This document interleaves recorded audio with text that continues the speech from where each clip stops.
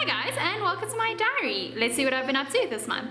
So I just got back from a photo shoot. It was so much fun. I haven't done a photo shoot in a long time. It was like a sports, fitness, yoga, all that type of stuff photo shoot. And yeah, I thoroughly enjoyed it. It's something I'm gonna have to do more often. Yeah, it's just, yeah, I don't know. It's just fun to try and, especially for me for fitness and stuff, because then it's thinking of cool poses and sporty poses and how you can mix this with that. And so I actually thoroughly enjoyed it. So the Bachelorette South Africa starts really soon. I'm super excited. I can't wait to watch. I think it's gonna be so much fun to watch it. But you know what is hard? It's hard not to judge. And you know, when you watch and to judge all the people and things, because you kind of feel like it's a TV show and you can have an opinion. And then I think to myself, no, you can't. These are real people. And it's horrible because I think to myself, oh wow, you know, this is what people thought when I was on the show. And you make these like little intro videos and oh my word, mine was so cringy. I nearly died. I was like, oh no, I don't want people to see this. This is horrible. So they announced the 5 of the guys yesterday. It'll be so much fun. It's gonna be so hard not to have too much of an opinion because unfortunately, I'm like, no, these are real people. I don't want to have, you know, all these opinions of people that I don't know. I don't know them from Adam. So yeah, I don't know, but I'm definitely going to talk a lot about it on my vlog because obviously, you know, it was a part of my life, so it's gonna be fun to do. And I'll just give you like a little bit of a run through and what I thought of the dates and what I thought this guy did and what that guy did and all my opinions. So that's gonna be a lot of fun, and I'm really looking forward to them releasing the rest of the guys. I'm just like, I want to see who like signed up and like what kind of guy signed up for a show like this, and yeah, who's there for the right reasons, who's not, and yeah, I don't know. It's gonna be a lot of fun. I'm quite excited. So a friend of mine was asking me on advice on females the other day. And actually, he's a tennis player, so I use a tennis analogy. And that's like, not every shot is the same. It's kind of like it's like a woman. We're not all the same. We are all different. And what would work on me might not necessarily work on someone else. So I need to explain this analogy I use because I thought it was pretty cool. But like, you know, some tennis shots you need to use your feet more, sometimes you need to bend your knees more, sometimes you need to be, you know, get your racket back a little bit further, a little bit shorter, you swing through faster, you have spin, whatever. But there are a million different combinations to use for the perfect shot at that perfect moment where the ball lands and all that type of stuff. And it's exactly the same with a woman. Some women, you know, love it when you play hard to get. Other women will be like, okay, well, if you play hard to get, I'm out the door. And lots and lots of situations, like I was thinking about it, like I was watching a show and this woman found it so romantic when this guy ordered for her, and I could think of nothing worse. If you ordered for me, I'd be like, excuse me, what do you think you're doing? Yeah, I thought it would be really sweet if you know, went, oh, are you going to be having the whatever again? Or, you know, if you thought you really knew me well. But unless, you know, we go to this restaurant where I order the exact same thing every single time, even then I would expect you to sort of go, okay, are you having this? Not just order for me, because, you know, firstly, I'll look like a chop if I say to the guy, hey, no, sorry, I'm not ordering that, I'm ordering something else. And, you know, maybe I change my mind that day. Maybe I'm just like, okay, you know what, I'm gonna wing it and I'm gonna go for something else. But a lot of people find that so sweet, or that you think, oh yeah, no, this guy thinks I'll like this, let me give it a try, whatnot, not me. So it's a hard call. Obviously there's a lot of basics that most people do appreciate, you know, like it's obviously like the whole trust and honesty thing, and you know, being respected and all of that type of stuff. But I'm sure there are people out there that are actually like, you know what, I want you to have these horrible traits, and then I'm gonna so-called fix you. And so yeah, so I was like, I don't know if I can give you advice. I was like, I can give you advice as to what I would want, but as to what this, and you know, I don't know the girl, so it's kind of hard. So I can't even go, okay, well, you know, she's told me this is what she really likes or whatever. So I gave him a few tips and said, okay, well, this is what I think, you know, should, you know, in general, most people would appreciate. And it's basically just like time and effort, and you know, just showing up pretty much. So yeah, fingers crossed everything goes well for him. But I thought I just had to share my tennis analogy. I thought, you know what, like he's a tennis player, I'm a tennis player, and I thought it was cute. People might not understand it as much, but I thought it was the perfect way for him to understand. But yeah, So that was my, you know, great love advice, because I mean, people should definitely be coming to me for love advice. I mean, jeepers. You know, I'm pretty much one of those people. Do what I say, not as I do. So Balto had a good month, which makes me very happy. I worry a lot about him. I mean, he's my little baby, so yeah, so I'm always happy when he's doing well.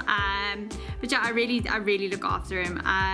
So he really is. He's like a baby. I get up in the night to feed him a few times, make sure he's okay, make sure he's always got fresh water. He gets this fancy hay, and he really does use a litter box. So, you know, clean out his litter box, and I don't know. I just love him so much. He's just such a cutie, and he's just my favorite little thing, and I just love spending time with him.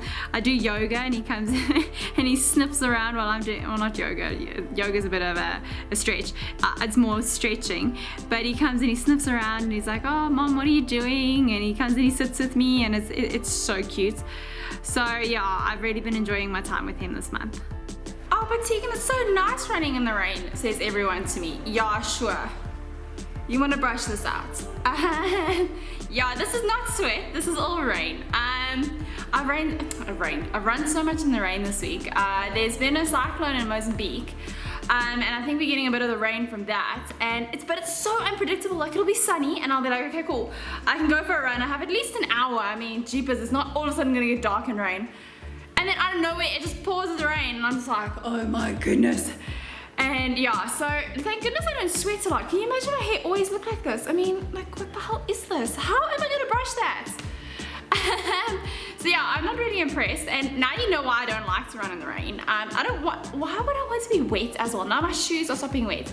So now I have to try and dry my shoes, and everything is sopping wet, and my hair's a mess, and I'm just grumpy.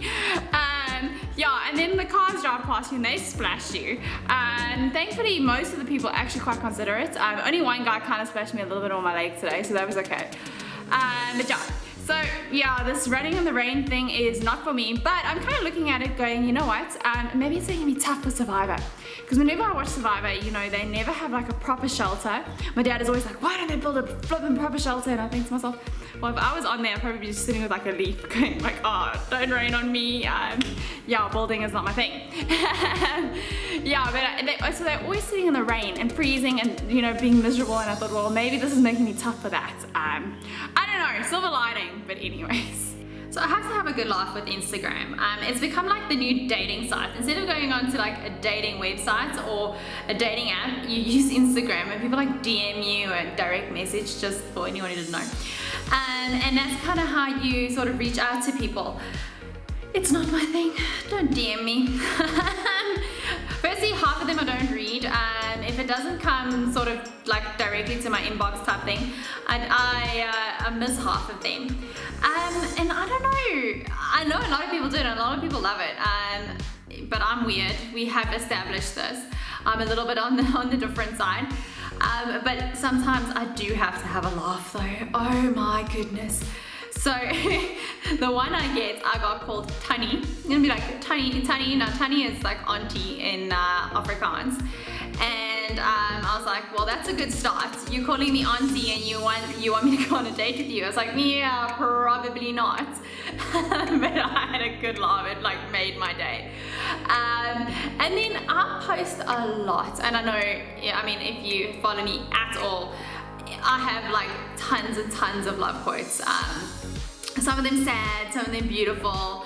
It all just kind of depends on my mood really, and what finds me. They find me, I don't find them. But people read into them so much, and I say this almost every single vlog of mine. Please stop reading into all my posts, because there's nothing to read into. So yes, sometimes I mean them, and sometimes they are completely directed at somebody. But a lot of times I'm just like, that's the mood I'm in, or it's something that I can relate to, or it's something I've related to in the past. But I post a lot about like soulmates and all that sort of thing.